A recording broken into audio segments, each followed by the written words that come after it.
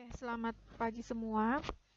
Materi pertama kita sudah mempelajari tentang karakteristik perjuangan bangsa Indonesia melawan kolonialisme setelah tahun 1908 dan kita juga sudah mempelajari faktor pendorong lahirnya organisasi Pergerakan Nasional Indonesia.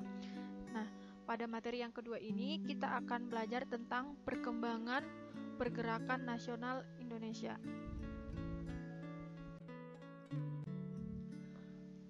Perkembangan pergerakan nasional di mana terdiri dari 4 periode. Periode pertama yaitu disebut dengan periode awal perkembangan. Terdiri dari 3 organisasi. Yang pertama Budi Utomo, Sarekat Islam, dan Muhammadiyah. Periode yang kedua yaitu periode nasionalisme politik. Terdiri dari Indis Party, Gerakan Pemuda, dan Gerakan Perempuan. Periode yang ketiga disebut dengan periode radikal, yang dimana terdiri dari 4 organisasi, yaitu Perhimpunan Indonesia, Partai Komunis Indonesia, Partai Nasional Indonesia, Partai Nasional Indonesia Pendidikan, dan yang terakhir yaitu periode bertahan. Nah, di sini ada 3 juga, yaitu Organisasi Taman Siswa Partai Indonesia Raya dan Gabungan Politik Indonesia atau disebut dengan GAPI. Nah, di materi ini kita akan mempelajari yaitu periode awal.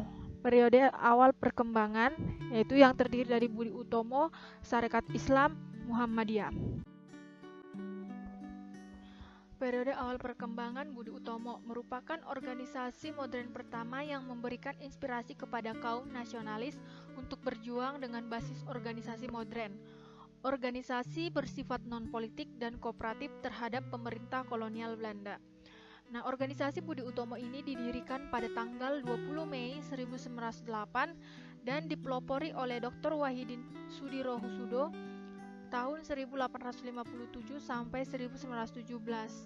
Nah, tujuan dari Budi Utomo adalah memajukan pengajaran dan kebudayaan dengan bidang-bidang meliputi pengajaran, pertanian, peternakan, perdagangan, teknik dan industri, dan yang terakhir adalah kebudayaan.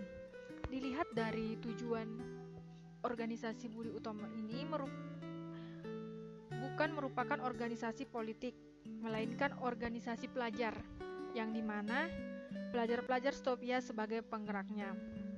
Kemudian Budi Utomo mengadakan kongres pertamanya di Yogyakarta pada tanggal 3 sampai 5 Oktober 1908. Nah, sehingga melalui kongres ini memutuskan yaitu yang pertama adalah ruang gerak dari organisasi ini terbatas hanya pada daerah Jawa dan Madura.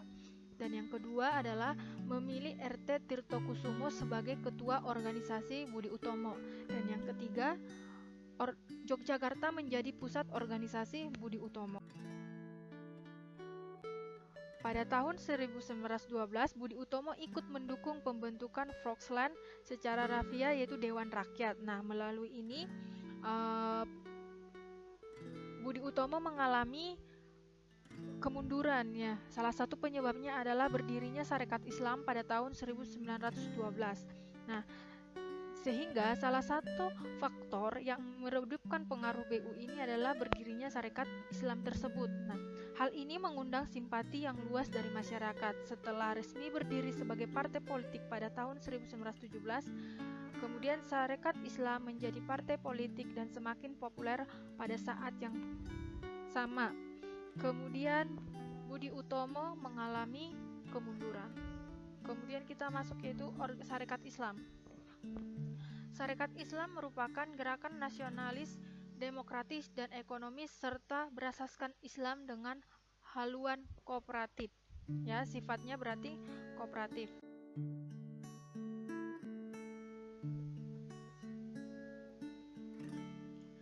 Sarekat Islam ini didirikan oleh Haji Saman Hudi, adalah seorang pedagang batik dari Lawen, Solo pada tahun 1911 dengan nama awalnya berdirinya yaitu Sarekat Dagang Islam. Kemudian pada tahun 1912 tepatnya 10 September yaitu Sarekat Dagang Islam ini berubah menjadi Sarekat Islam.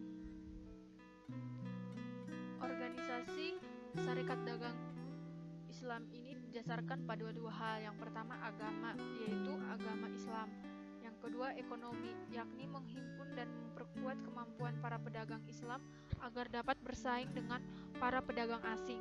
Nah, dalam akta notaris, tujuan dari syarikat Islam ini yang pertama yaitu memajukan perdagangan. Yang kedua yaitu membantu para anggotanya yang mengalami kesulitan dalam bidang usaha. Yang ketiga, memajukan kepentingan rohani dan jasmani penduduk pribumi. Dan yang terakhir yaitu memajukan kehidupan agama Islam.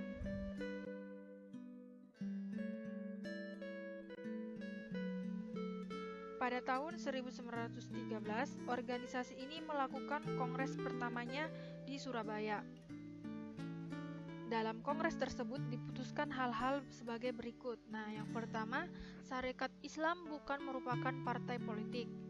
Dan yang kedua, Syarikat Islam tidak bermaksud melawan pemerintah Belanda. Yang ketiga, Hos Cokro Aminoto dipilih sebagai ketua Syarikat Islam dan menetapkan Surabaya sebagai pusat organisasi. Tahun 1917, Syarikat Islam berubah menjadi partai politik. Kemudian, Indische Sosial Demokratie Vereniging melakukan kritik kepada Syarikat Islam sehingga pada tahun 1920 muncullah Partai Komunis Indonesia. Nah, Konferensi Syarikat Islam Februari 1923, Syarikat Islam berubah menjadi Partai Syarikat Islam atau PSI. Nah, dari Partai Syarikat Islam berubah lagi menjadi Partai Syarikat Islam Indonesia pada tahun 1929.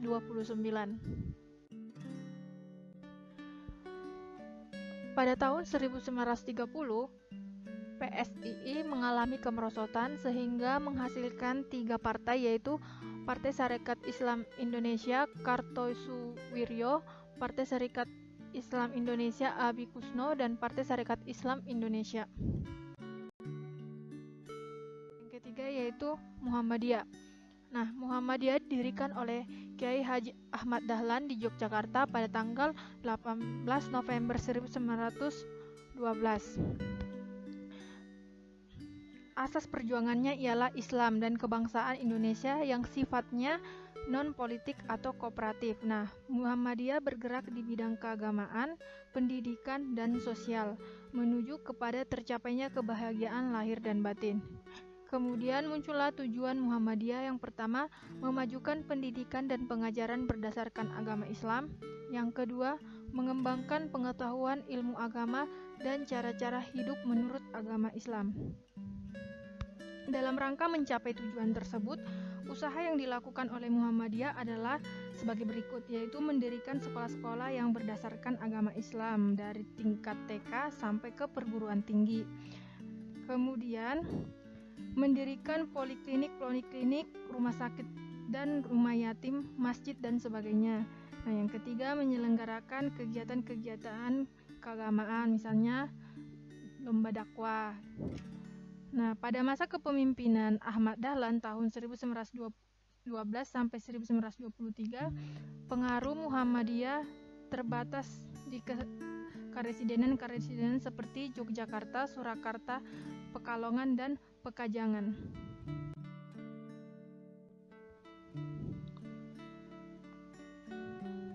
Pada tahun 1925, Abdul Karim Amurah atau Hamka membawa Muhammadiyah ke Sumatera Barat dengan membuka cabang di Sungai Batang, Agam. Dalam waktu relatif singkat, arus gelombang Muhammadiyah menyebar ke seluruh tanah Minang.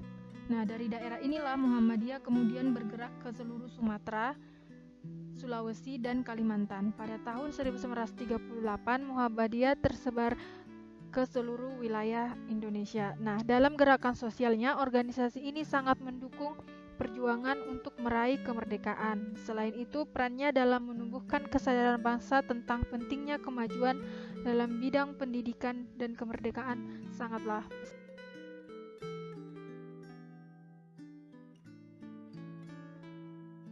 di buku catatan kalian. Nah, soalnya ini setelah dikerjakan, kemudian difoto, dikirim melalui Google Classroom. Nah, jawabannya ini semua ada dalam video. Jadi, tolong didengarkan video dengan baik. Oke, sampai di sini materi kita tentang perkembangan pergerakan nasional Indonesia pada periode awal perkembangan. Nanti pada periode